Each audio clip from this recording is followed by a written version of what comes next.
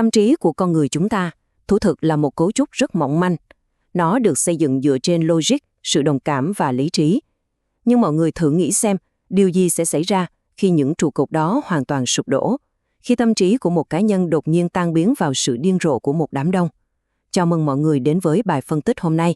Chúng ta sẽ cùng nhau bóc tách những hồ sơ lịch sử và dữ liệu khoa học thần kinh để khám phá một sự thật, phải nói là khá đen tối, về bản chất của chính chúng ta. Một câu hỏi nhức nhối được đặt ra ở đây là điều gì có thể biến những người hàng xóm vốn rất thân thiện, tối lửa tắt đèn có nhau, bỗng chốc trở thành một đám đông khát máu? Xuyên suốt bài phân tích này, dựa trên các tài liệu nghiên cứu, chúng ta sẽ đi qua một quá trình gồm 4 giai đoạn. 4 giai đoạn này sẽ giải thích cách mà một cộng đồng bình yên lại biến thành một đám đông bạo lực.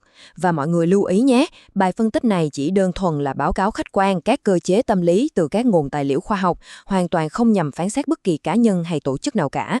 Điểm khởi đầu mà các nhà nghiên cứu muốn nhấn mạnh ở đây là gì? Đây hoàn toàn không phải là câu chuyện về những kẻ sinh ra đã mang tâm địa độc ác. Không hề.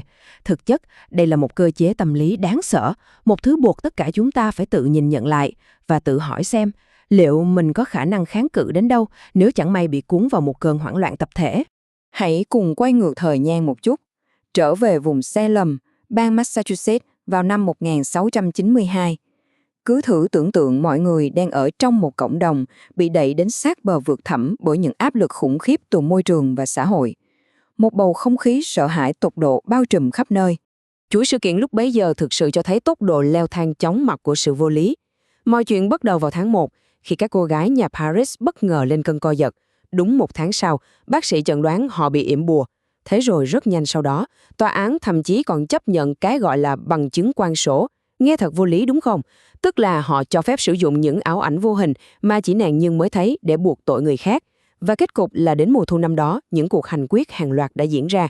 Sự phi lý lúc này đã chính thức trở thành luật lệ. 25.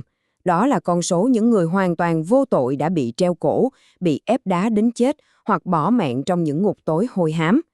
Đó là cái giá phải trả, một hậu quả cực kỳ chết chóc khi thực tại của cả một cộng đồng bị bóp méo hoàn toàn bởi nỗi sợ hãi.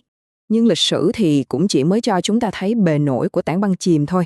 Để thực sự hiểu được gốc rễ vấn đề, chúng ta phải bước từ các biên niên sử sang các phòng thí nghiệm khoa học.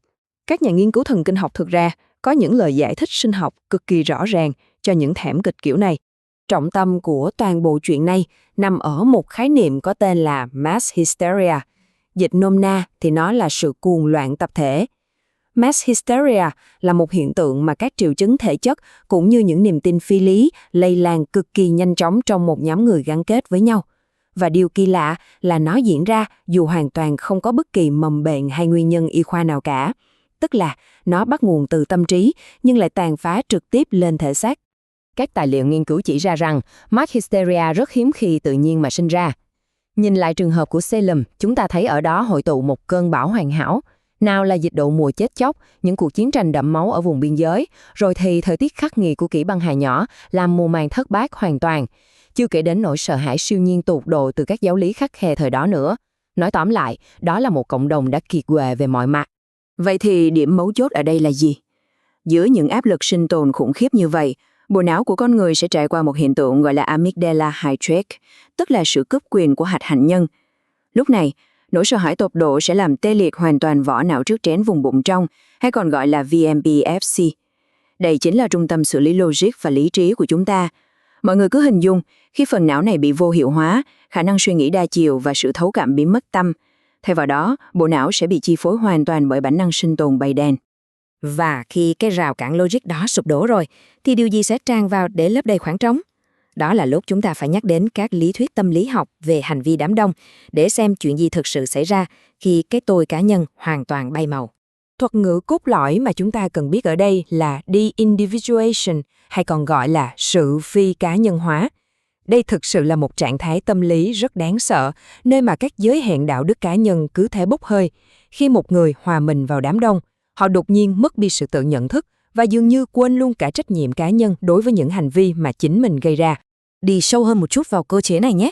Nhà tâm lý học Gustave Le Bon đã chỉ ra 3 yếu tố hoạt động chồng chéo lên nhau. Thứ nhất là sự ẩn danh, nó khiến con người ta đột nhiên cảm thấy mình như kiểu bất khả chiến bại vậy. Thứ hai là sự lây lan, nó khiến cho những cảm xúc, đặc biệt là sự phẫn nộ, bùng phát và lây lan nhanh như một ngọn lửa rừng. Và yếu tố cuối cùng là sự dễ bị ám thị. Yếu tố này khiến đám đông sẵn sàng nuốt trọn mọi mệnh lệnh hay thông tin sai lệch như thể đó là một chân lý tuyệt đối mà không hề có một mảy may nghi ngờ hay đặt câu hỏi nào. Không dừng lại ở đó, nhà tâm lý học Philip Zimbardo còn mở rộng thêm bằng một khái niệm gọi là sự khuếch đáng trách nhiệm. Trong một đám đông lớn và ẩn danh, sẽ không có bất kỳ một cá nhân nào cảm thấy mình phải đứng ra chịu tội cho hành động của cả tập thể. Cảm giác tội lỗi lúc này bị chia nhỏ ra đến mức gần như vô hình. Và chính điều đó đã giải phóng con người khỏi mọi rào cản đạo đức thông thường, dọn đường cho những sự hung hăng vô độ. Chà, nếu ai đó trong chúng ta đang nghĩ rằng, những thứ này thật tồi tệ, nhưng may quá, nó đã bị chôn vùi vào thế kỷ 17 rồi, thì hãy chuẩn bị tinh thần nhé. Nỗi kinh hoàng trong lịch sử đó thực chất đang hiện diện ngay trong chính cuộc sống kỹ thuật số hàng ngày của chúng ta đây. Đúng là ngày nay, vũ khí thì đã thay đổi. Chúng ta chuyển từ những ngọn đuốc rực lửa sang những chiếc bàn phím, từ quảng trường thị trấn vật lý sang các nền tảng kỹ thuật số khổng lồ. Thay vì cái gọi là bằng chứng quang phổ, chúng ta giờ có thuật toán và sự dán nhãn lan truyền nhanh chóng mặt. Thế nhưng, các cơ chế tâm lý cơ bản chi phối sự tàn nhẫn này thì lại hoàn toàn y hệt như xưa.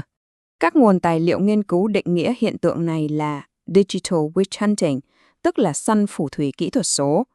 Các nghiên cứu đã chỉ ra rằng trên các không gian trực tuyến hiện nay, ví dụ như Twitch chẳng hạn, những cuộc tấn công hay bắt nạt trên mạng thường mang dáng dấp của một cuộc thập tự chinh thời hiện đại.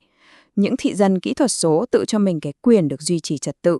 Họ lợi dụng sự ẩn danh để nhắm mũi dùi vào những người bị coi là khác biệt, những nhóm yếu thế trong xã hội hay là những nữ sáng tạo nội dung dám bước ra khỏi những ranh giới chuẩn mực truyền thống. Và có một thực tế khá đáng sợ là kỷ nguyên số thực sự đang làm cho sự hoảng loạn này trở nên tồi tệ hơn rất nhiều. Không hề có một giới hạn địa lý nào cả. Những dấu chân kỹ thuật số mang tính hủy hoại đó có thể tồn tại vĩnh viễn trên mạng.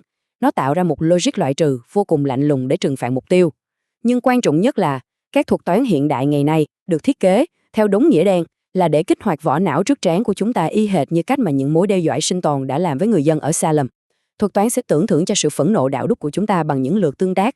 Tài liệu nghiên cứu đã để lại một câu nói vô cùng sức nặng thế này.